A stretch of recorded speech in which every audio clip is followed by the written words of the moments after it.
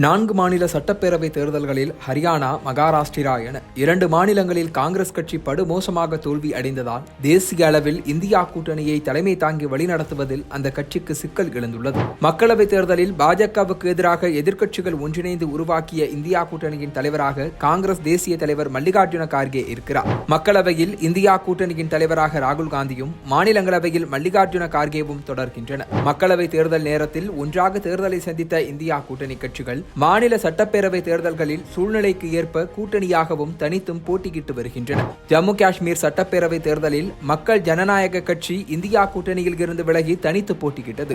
இதேபோல ஹரியானா சட்டப்பேரவை தேர்தலில் ஆம் ஆத்மி கட்சி விருப்பம் தெரிவித்தும் காங்கிரஸ் கட்சி கூட்டணி சேராமல் கலட்டிவிட்டது. ஜார்க்கண்ட் மற்றும் மகாராஷ்டிரா மாநிலங்களில் எதிர்க்கட்சிகள் இந்தியா கூட்டணியாகவே தேர்தலை சந்தித்திருக்கின்றன.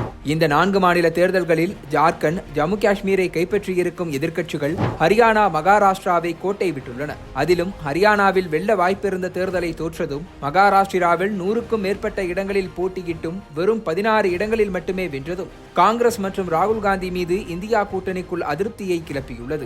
இந்த அதிருப்தி தேர்தல் களத்தை தாண்டி நாடாளுமன்றத்திலும் கூட எதிரொலித்தது. காங்கிரஸ் கட்சி அதானி மீதான அமெரிக்காவின் குற்றச்சாட்டு குறித்து நடவடிக்கை எடுக்க கோரி தொடர்ந்து நாடாளுமன்றத்தை முடக்கி வந்த நிலையில் திரிணாமுல் காங்கிரஸ் மற்றும் சமாஜ்வாதி கட்சிகள் ஒரு கட்டத்திற்கு மேல் அவையை முடக்கி பயனில்லை என்று தன்னிச்சையாக முடிவெடுத்துள்ளன. இதனால் ஒரு பக்கம் இந்தியா கூட்டணியின் மற்ற கட்சிகள் நாடாளுமன்ற வளாகத்திற்குள் போராட்டங்கள் நடத்த, கூட்டணியின் 2வது மற்றும் 3வது பெரிய கட்சிகளான சமாஜ்வாதியும் திரிணாமுல் காங்கிரசும் மாநில பிரச்சனைகளை பேசுவதற்காக அவை நடவடிக்கைகளில் பங்கேற்றனர். இதனால் அப்போதே இந்தியா கூட்டணி கட்சிகளுக்குள் விரிசல் விழுந்துவிட்டதாக விமர்சனங்கள் எழுந்தன. இந்த நிலையில்தான் உத்தவ் சிவசேனா கட்சியின் நடவடிக்கைகளுக்கு எதிர்ப்பு தெரிவித்து மகாராஷ்டிராவின் மகாவிகாஸ் அகாடி கூட்டணியில் இருந்து சமாஜ்வாதி கட்சி விலகியது. அதற்கு அடுத்த நாளே தனியார் தொலைக்காட்சி நேர்காணலில் பேசிய மம்தா பானர்ஜி இந்தியா கூட்டணியின் தலைவர் பதவியை ஏற்க தயாராக இருப்பதாக பேசி ஒட்டுமொத்த கூட்டணிக்கும் அதிர்ச்சி கொடுத்திருக்கிறார். நான் தான் அந்த கூட்டணியை உருவாக்கினேன்.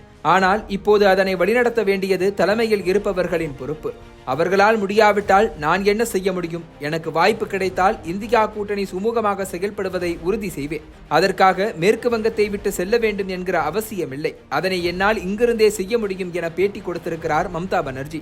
அவரது இந்த பேச்சுக்கு இந்தியா கூட்டணியில் இருந்து ஆதரவும் எதிர்ப்பும் எழுந்து வருகிறது. மக்களவை தேர்தல் நேரத்தில் மேற்கு வங்கத்தில் இந்தியா கூட்டணியில் இருக்க மாட்டேன் என அறிவித்த மம்தா பானர்ஜி காங்கிரஸ் மற்றும் கம்யூனிஸ்டுகளுக்கு எதிராக அங்கு வேட்பாளர்களை நிறுத்தினார். ஆனால் மற்ற மாநிலங்களில் இந்தியா கூட்டணியுடன் சீட்டுகளை பகிர்ந்து கொண்டு போட்டியிட்டார். இதனால் தற்போதைய அவரது பேச்சு தேசிய அரசியலுக்கான என்ட்ரியாக இருக்குமோ என்கிற விவாதத்தை கிளப்பியுள்ளது. சரத்பவார் தேசியவாத காங்கிரஸ் அணி தலைவர் சரத்பவார் மம்தா பானர்ஜி இந்தியாவின் தகுதி வாய்ந்த தலைவர் என்பதால் இதை சொல்ல அவருக்கு உரிமை இருக்கிறது என கூறியிருக்கிறார். மேலும் மேற்கு வங்கத்திலிருந்து மம்தா அனுப்பியிருக்கும் எம்பிக்களின் நாடாளுமன்ற செயல்பாடுகளையும் அவர் புகழ்ந்து தள்ளியிருக்கிறார். ஆனால் கம்யூனிஸ்ட் கட்சியின் பொதுச் செயலாளர் டி ராஜா மம்தா பானர்ஜி என்ன சொல்ல வருகிறார் என்பதை தெரியவில்லை என கூறியிருக்கிறார்.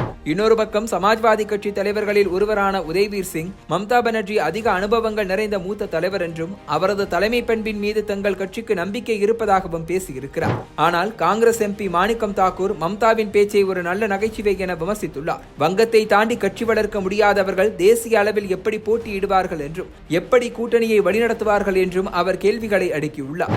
இப்படி கூட்டணிக்குள்ளேயே மம்தாவின் பேச்சுக்கு ஆதரவும் எதிர்ப்பும் எழுந்துள்ளதால் இந்தியா கூட்டணி சிதறாமல் தொடருமா என்கிற கேள்வி எழுந்துள்ளது.